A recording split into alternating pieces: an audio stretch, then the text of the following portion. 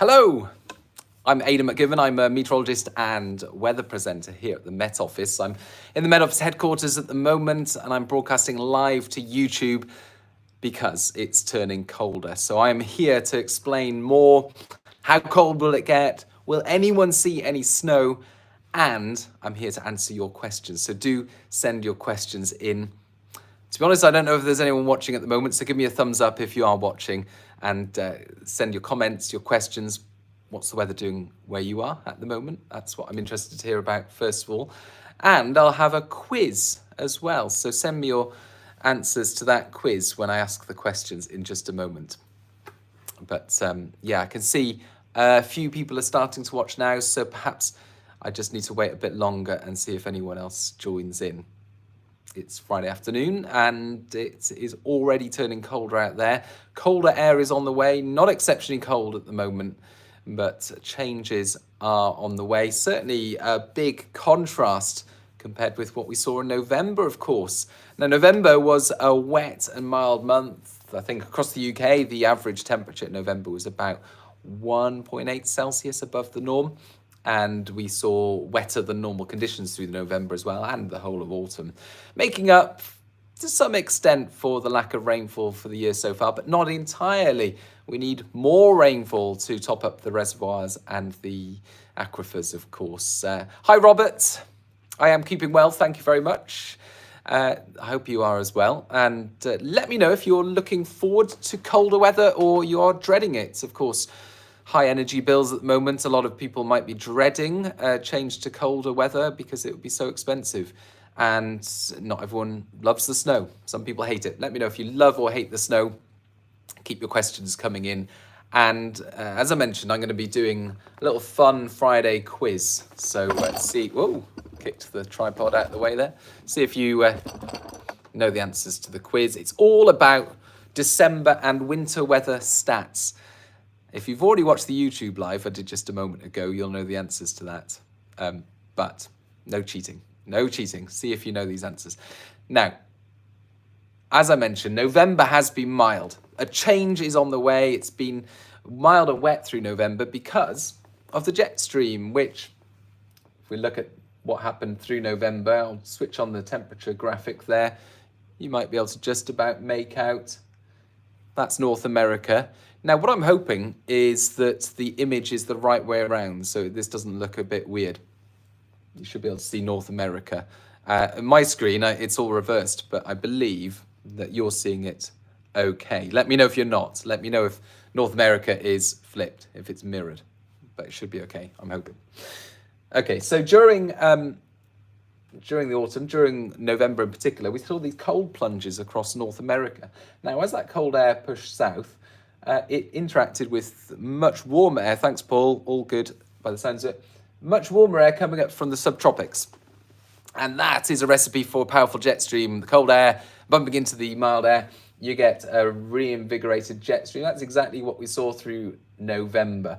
It was also in a relatively flat pattern across the Atlantic. Now, when you've got the powerful jet stream and a flat pattern across the Atlantic, it picks up areas of low pressure, it deepens them, and those low pressure systems then get sent our way. And we had low after low after low during the autumn. Somewhat surprising, we didn't have any named storms. The winds were never that extreme, but it was often breezy, often wet, very changeable weather. The wettest weather often came up from the south or southwest. So those areas that were really dry up until the start of the autumn, south and southeast England, got a soaking through the autumn and much higher than average rainfall, especially in November for southeast England, East Sussex, West Sussex, wettest November on record.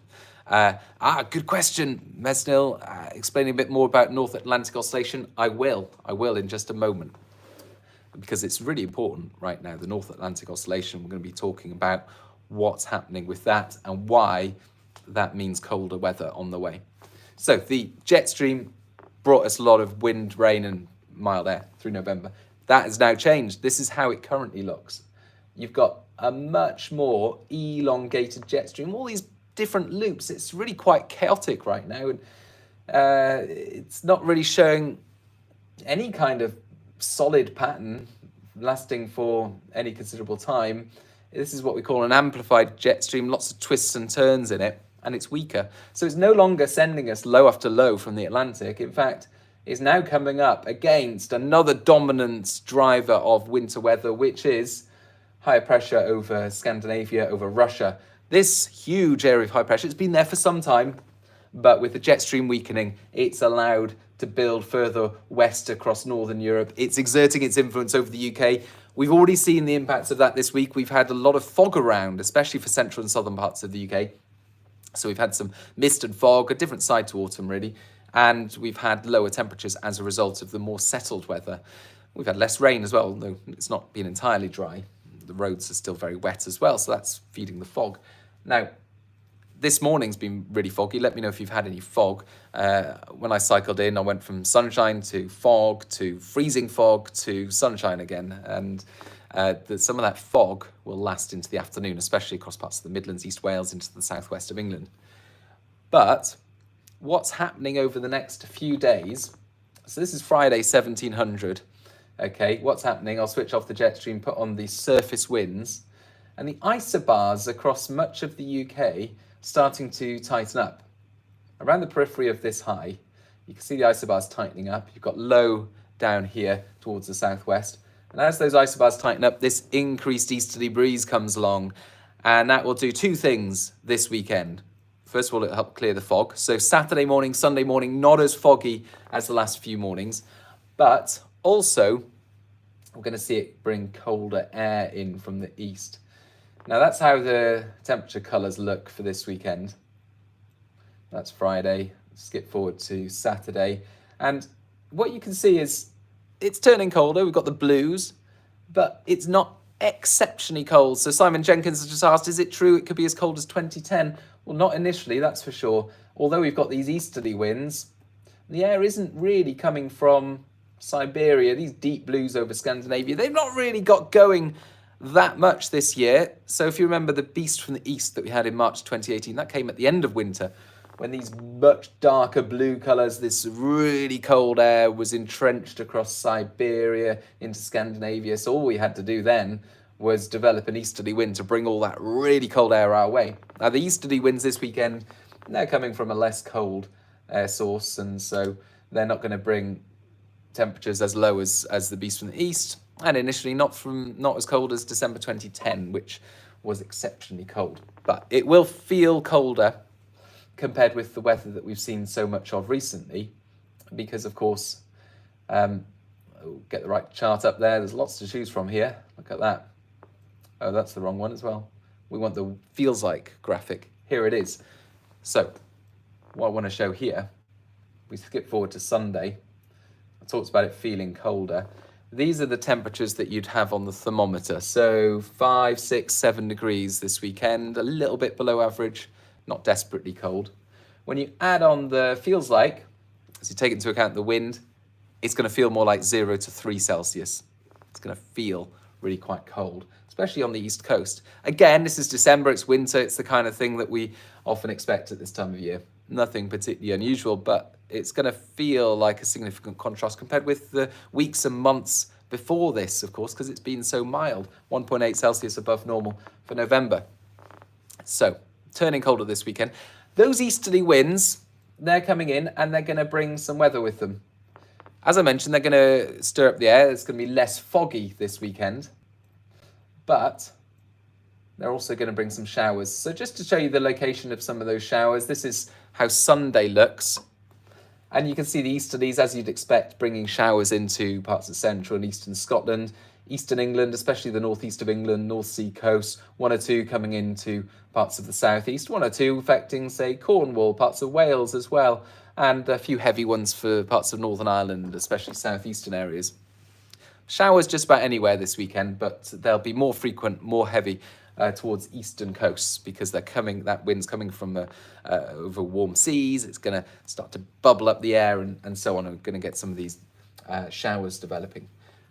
Now, at this stage, they're rain showers. I'm just going to show you something else here. Put it onto day 3, for example. This is the freezing level graphic. And this shows the height in the atmosphere at which the temperature goes below 0. So when you go up through the atmosphere, typically the air temperature decreases. And at some point, you encounter air that's below freezing. Even in the summer, you get that.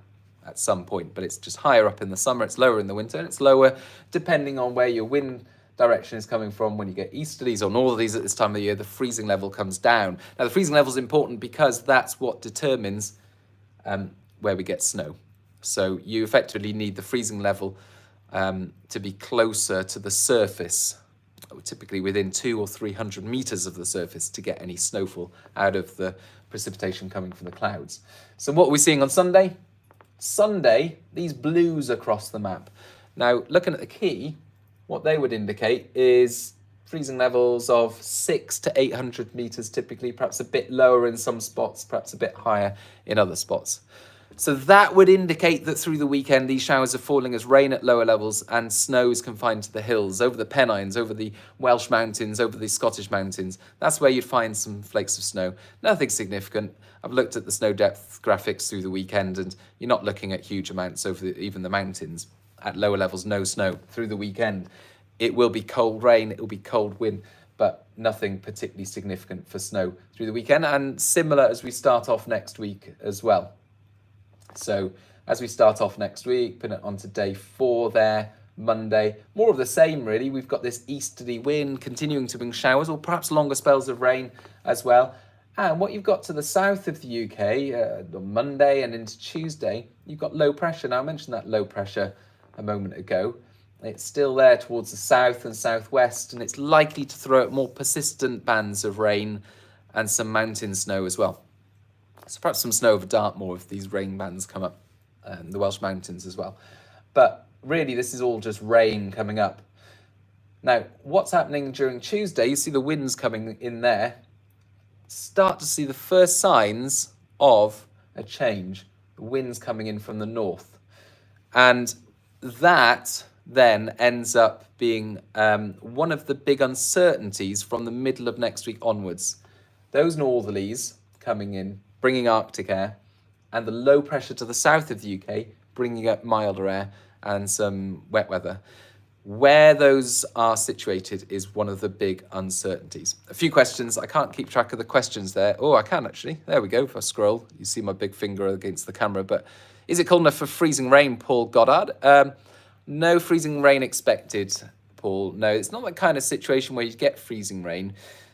You get freezing rain where the air is well below freezing, closer to the surface, and you've got milder air higher up. So a reverse of what we normally see, where you've got warmer air at the surface and colder air higher up. This is where freezing rain is, where you've got rain falling through cold air that's at the surface. And for the time being, it's not the kind of situation through the next week or so for freezing rain. There'll be a slice of slightly milder air at the surface, basically. Next week, snow perhaps. Yes, perhaps. Robert, I'll go on to that in just a mo. And I promised a Friday fun quiz as well. So first question, see if you can guess these answers. First question, what was the coldest December on record? Which year was the coldest December on record? See if you know the answer to that. And post your answers in the comments and I'll read some of them out.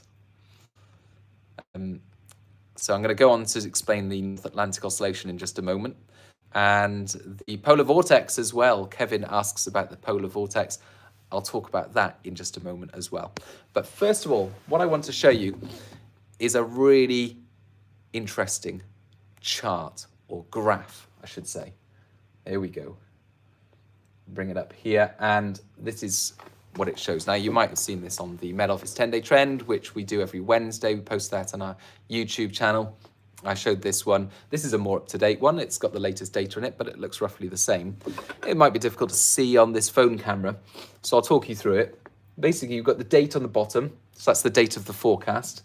Today, that's the first bar there at the beginning, and then it goes out to the 16th of December, 2 weeks Friday. Each of these bars for a different day in the future. And at the top here, we've got different weather patterns, 8 different types of weather pattern. And they're just different permutations of low pressure and high pressure. So where the low pressure is, where the high pressure is close to the UK. And it's basically summarizing all the different kinds of combinations of weather that you can get in the UK. And it's categorized 8 different weather types. So it then looks at dozens of computer model runs from the Met Office model, from the European model and the American model. and it puts the likelihood or the amount of those model runs that are showing each of these different weather patterns. And basically, it's just really clear. It's got this dark red all the way through for the next 2 weeks. This isn't temperature, this is a weather pattern. And the key here says that it's the negative North Atlantic Oscillation weather pattern. So basically what this chart is saying is that every day for the next 2 weeks, dozens of these computer model runs are all saying the same weather pattern. They're all saying negative North Atlantic Oscillation. What is the negative North Atlantic Oscillation? Here's something I drew earlier. Now, typically in the UK, a much more common weather pattern is a positive North Atlantic Oscillation, or at least a neutral North Atlantic Oscillation. Neutral North Atlantic Oscillation, somewhere in between, is where you've got low pressure over Iceland, higher pressure over the Azores and westerlies. That's your default weather pattern for the UK. That's what we normally get. That's what we had throughout the autumn. We got low pressure and changeable weather. Now, when you get a very positive North Atlantic Oscillation, you get even lower pressure over Iceland and even higher pressure over the Azores, and you get even stronger westerlies. This higher pressure over Iceland, lower pressure to the south of the UK is a flip of that. So this is the negative North Atlantic Oscillation. And basically what we're seeing over the next 2 weeks is this weather pattern signaled by all of the computer model runs. Remarkable agreement that they're all saying that this weather pattern that we start to see emerge during the weekend will stick with us for the first half of December. All the runs are saying that. We can have high confidence that it's going to happen. And what that means for the UK is winds from an easterly quadrant, okay, coming in around that area of low pressure to the south and high pressure to the north. Easterlies, or easterly quadrant in the UK in the winter, is always going to be cold. So we've got high confidence that the next 2 weeks are going to be colder than average, certainly colder than what we experienced during the autumn, as temperatures are going to be decreasing through the weekend and into the start of next week. However, herein lies the uncertainties. Depending on exactly where that low ends up, will make a big difference in terms of where and when we get any snowfall later next week and into the following weekend, and how cold it will be. So there are some subtle variations, even though all these different computer model runs are saying roughly the same thing. Negative North Atlantic Oscillation, winds coming from an easterly quadrant, colder than average. The subtle variations with the different computer model runs are showing different scenarios for where that low ends up. Now, if this whole pattern was shifted a bit further south, so that low didn't come up as far into southern parts of the UK, we'd all have this northerly. And this northerly is likely to develop, by the way, from the middle of next week in some places. I'll just show you that on the bigger picture. So fast forwarding to the end of Tuesday. Now, bearing in mind, this is just one computer model run, and it's showing, for the start of Wednesday, northerly winds. High pressure over Greenland, low pressure over Scandinavia, northerly winds. But this is just one computer model run, and it's showing that low pressure developing over Scandinavia, lower pressure further away from the UK over here. But it has to be said that from Wednesday of next week, there are other computer model runs that have slightly different ideas, and they do look a bit more like this. That low that I just showed that was further away from the UK, closer to the south of the UK, less of a low over Scandinavia, and fewer places affected by that northerly wind. So let's just imagine for a second that northerly wind covered the whole of the UK for the second half of next week. That would mean snow showers more widely across the country and much colder air arriving because it's coming from the Arctic. But what looks a bit more likely is that low having more of an influence, coming up from the south, bringing a mixture of milder and wetter conditions from the south, mixing that with the cold air coming from the north, and creating a bit of a headache for forecasters because subtle differences in the position of that low will make a big difference in terms of whether you get the snow showers coming from the north or whether you get the warmer or milder air and the wet weather coming up from the south, and in between, perhaps some persistent snowfall. But this is more than a week away, so putting specifics on location and timing of snow more than a week away is never going to be easy. We are clear about the general trends. Colder, winds coming in from the easterly quadrant. Northern parts of the UK, more likely to see snow showers and much colder air for the second half of next week and into the weekend. So parts of northern Scotland, eastern Scotland into northeast England could see frequent snow showers, could see some significant snow building up over the hills, for example, later next week. Southern areas are more likely to see some of these areas of low pressure arrive from the south, bringing bands of rain and keeping snow over the hills. And in between, where that milder, wetter weather clashes with the colder air in the north, could be some significant snow. So there is the potential, but it does depend on the orientation and the position of this high and this low. And those are the main details that we've got to iron out over the next week or so. Sorry, I asked a question ages ago, absolute ages ago, about what was the coldest December on record. Let's see if anyone's got the right answer. Any guesses? Alligator Software, 1963, good guess. Serena Cat Lover, 1963, good guess, but it's not the right one. Few guesses about 1982, and looks like Paul Goddard is correct. Well done, Paul. No prizes, I'm afraid. But you've got the right answer. 2010, coldest December on record. The average temperature across the UK in 2010, just 12 years ago, was minus 0.9 Celsius. Who can tell me now what was the mildest or the warmest December on record? When was that? Mildest December on record. Keep your guesses coming in. Keep your questions and comments coming in, by the way. Let's see if there are any other comments. Robert says, Claire, Alex, and yourself do a great job working in the Met Office. Thank you, Robert. Thank you very much. We try our best, that's for sure. We are weather enthusiasts. We love talking about this stuff. So pleased to see that people like hearing these longer explanations. If you want to see more of these lives, let us know. Apparently in Sussex, BBC Weather is forecasting snow for next Friday. I'm assuming that's from the app.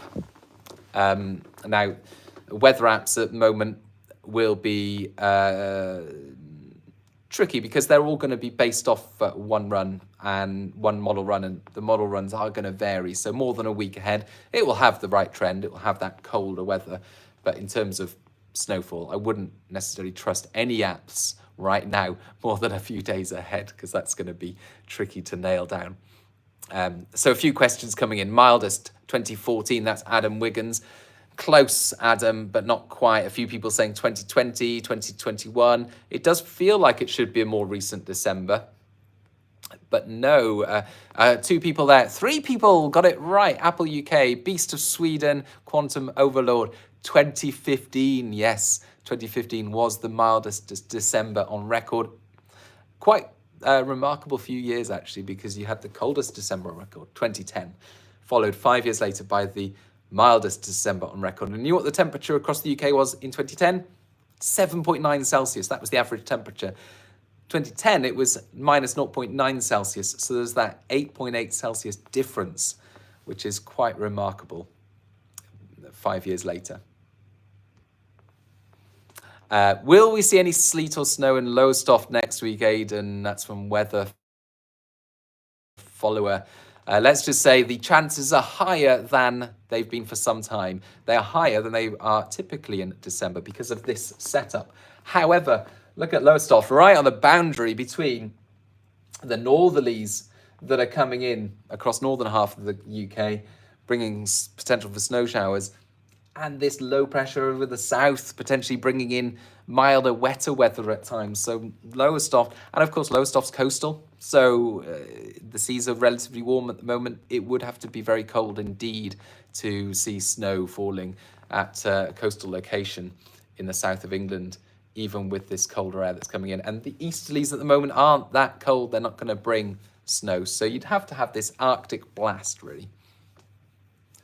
So Isaac Shaw says, hi, why does the long-range weather say snow only on the hills? The GFS, the French, Met, ECMWF, so on, says there could be snow at lower levels.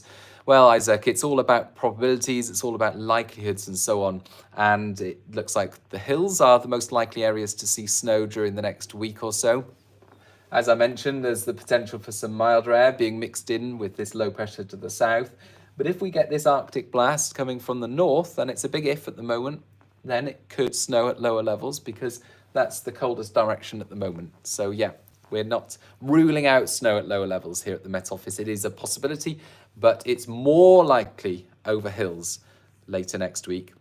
And it's more likely the further north you are. So if you're in the Northern Isles, if you're in the north and east of Scotland, you are more likely to see snow than southern parts of the UK, at least through Wednesday to Friday.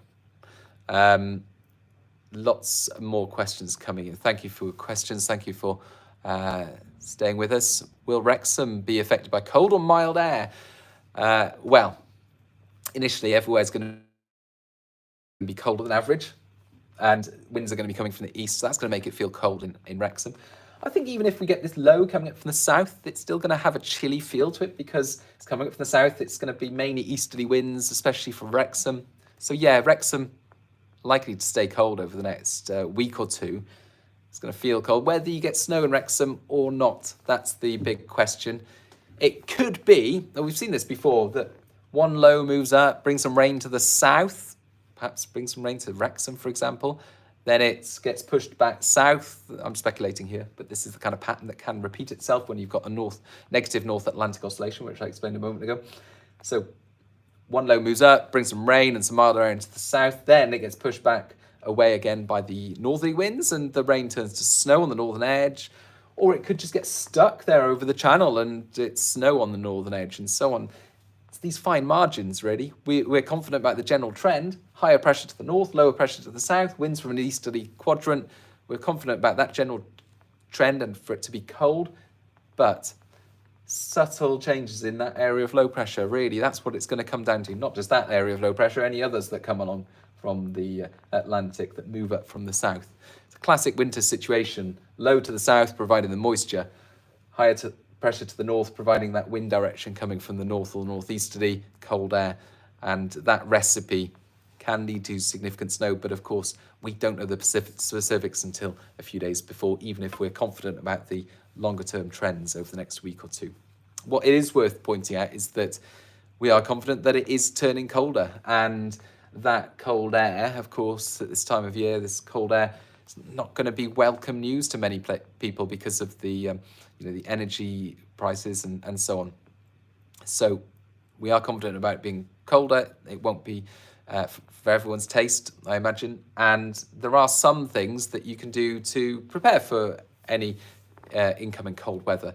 For example, if you're planning to travel, then we work closely with the RAC here at the Met Office to provide advice on how to prepare for travelling, and you can find plenty of advice on the RAC website. But simple things like preparing your car right now, making sure that you've got the screen wash topped up, the oil topped up, and so on, just to the fuel topped up as well. So simple things to prepare your car for longer journeys in cold weather. I'd recommend heading to the RAC website to find out more about that. Ricky Raw, how do you make antifreeze? Hide her cardigan. Great, that's a good one. Thanks, Ricky. I'll steal that.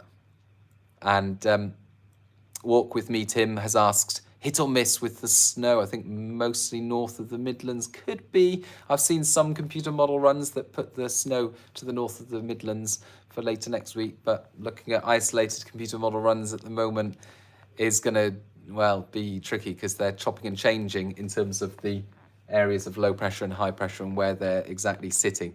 We won't be able to fine-tune that, I don't think, for a few days yet. But the overall picture is looking very likely later next week, higher pressure to the north. This Greenland high, it's a blocking situation, it's a blocked pattern, so it's likely to, once it establishes itself, it's likely to stick around for some time. So we're almost at half an hour here, which is more than enough time for you guys to hear from me. I'm just going to ask my final quiz question, and that is, what year was the coldest winter on record, and what year was the sunniest winter on record? Coldest and sunniest. A two-parter there. Question about the White Christmas. Way too early, Wayne, to talk about White Christmases, I'm afraid.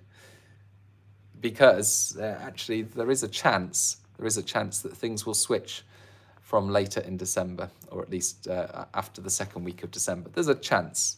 The second half of December is certainly looking much more uncertain compared with the first half in terms of general trends. Kevin's going with 1963 for the coldest winter. Thanks, Kevin. Isaac Shaw, 1943. Christopher Darby, 1981. Alligator Software, you got the coldest December, right? You're going for 1963 for the coldest winter. Beast of Sweden, likewise.